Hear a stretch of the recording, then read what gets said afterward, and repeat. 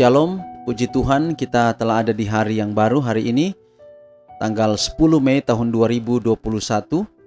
Dan saya mengingatkan kepada saudara-saudara yang ingin mengikuti pelatihan meditasi Alkitab, cara-cara sederhana belajar Alkitab yang akan dimulaikan pada malam nanti, tepat jam 7 waktu Indonesia Tengah. Maka saudara dapat mengikutinya lewat Zoom, dan linknya saya akan taruh di deskripsi renungan pagi untuk hari ini. Sebelum kita dengarkan renungan kita untuk hari ini, mari kita berdoa. Bapa di surga, terima kasih untuk kesempatan yang indah dan diberkati di pagi ini untuk belajar firman-Mu. Biarlah firman Tuhan yang kami dengar pagi ini boleh menjadi berkat dalam kehidupan kami. Dalam nama Yesus kami telah berdoa. Amin. Renungan kita untuk hari ini dengan judul Dalam Menuruti Perintah Bapanya.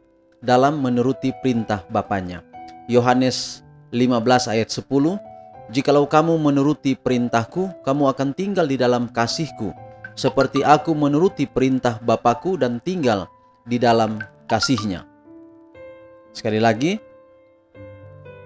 Yohanes 15 ayat 10. Jikalau kamu menuruti perintahku, kamu akan tinggal di dalam kasihku, seperti aku menuruti perintah Bapakku dan tinggal di dalam kasihnya. Jadi kalau Yesus meminta kita menuruti perintah Tuhan, bukan oleh karena dia tidak pernah menuruti, dia justru telah mencontohkan Yesus adalah penurut hukum Allah, penurut hukum Bapanya yang setia. Di hadapan manusia dan malaikat-malaikat, Kristus adalah perwakilan tabiat Allah yang di surga.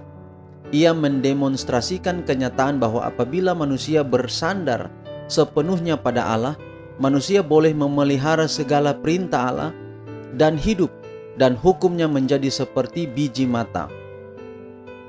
Teladan Kristus berwenang bagi tiap-tiap putra dan putri Adam. Ia mewakili hukum Allah dalam hidupnya, memberikan kepada manusia suatu teladan tentang apa yang akan terjadi pada sifat dasar manusia oleh penurutan kepada setiap perintah. Ia adalah teladan kita, maka tiap-tiap orang yang dianugerahi kemampuan menarik kesimpulan dituntut supaya mengikuti jejak kakinya, karena hidupnya adalah suatu teladan yang sempurna bagi umat manusia. Kristus adalah ukuran tabiat yang sempurna yang akan dicapai oleh setiap orang. Bagaimanakah penebus dunia ini berjalan? Bukan dalam suatu cara untuk menyenangkan dirinya saja, melainkan untuk memuliakan Allah oleh mengerjakan pekerjaan Allah dalam mengangkat manusia yang sudah berdosa, yang telah dijadikan dalam peta Allah. Oleh pengajaran dan teladan, ia mengajar manusia jalan kebenaran, menggambarkan tabiat Allah, dan memberikan kepada dunia suatu ukuran moral yang sempurna dalam kemanusiaan. Dua peraturan hukum yang besar harus mengatur kelakuan semua manusia. Inilah pelajaran yang diajarkan Yesus, baik oleh pengajaran dan teladan. Ia berkata kepada orang banyak, kasihilah Tuhan Allahmu dengan segenap hatimu, dan kasihilah sesamamu manusia seperti dirimu sendiri. Tuhan Allah yang di surga menuntut dari manusia kasih dan perbaktian yang setinggi-tingginya.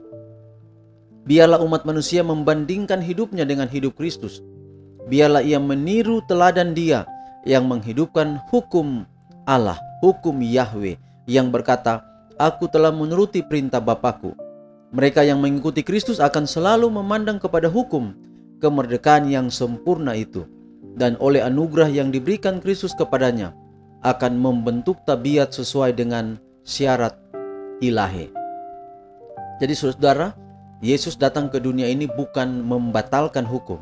Dia juga tidak pernah menyalibkan, atau ketika dia tersalib hukum batal di kayu salib.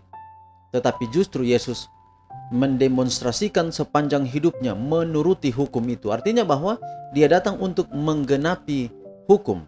Penurutan yang sempurna itu contohnya ada pada Yesus. Artinya bahwa bagaimana mungkin dia dapat menyuruh orang orang-orang manusia kita ini menuruti hukum Allah, kalau dia sendiri datang ke dunia tidak menuruti hukum Allah, maka dia adalah penurut hukum yang sempurna.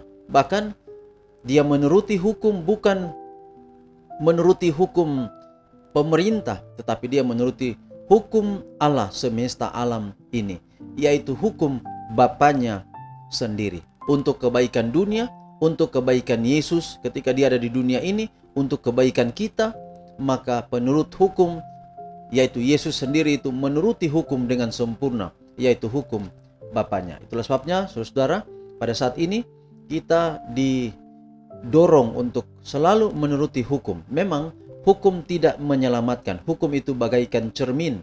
Dia menunjukkan mana bagian tubuh kita yang kotor. Cermin tidak dapat membersihkan. Kita membutuhkan kain dengan air untuk membersihkan kotor yang ditunjukkan oleh cermin itu. Cermin itu adalah hukum.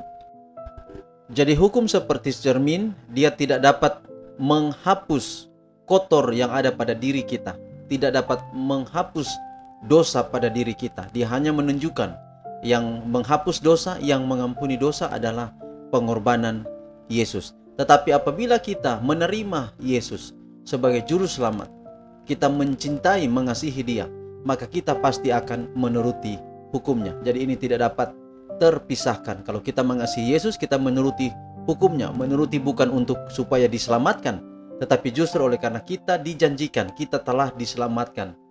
Biarlah yang dapat menjadi berkat dalam kehidupan kita pada hari ini dan sepanjang hidup kita. Mari kita akhiri dalam doa. Tuhan, terima kasih untuk pekabaran yang indah hari ini. Biarlah dapat menjadi berkat dalam kehidupan kami. Pelihara kami sepanjang hari ini dalam semua aktivitas kami ya Tuhan. Biarlah selalu ada dalam tangan Tuhan saja. Dalam nama Yesus kami telah berdoa. Amin. Demikian renungan kita hari ini. Sampai jumpa pada malam nanti dalam pelatihan meditasi Alkitab. Cara-cara belajar Alkitab yang sederhana dan juga renungan kita besok. Tuhan berkati kita semua. Shalom.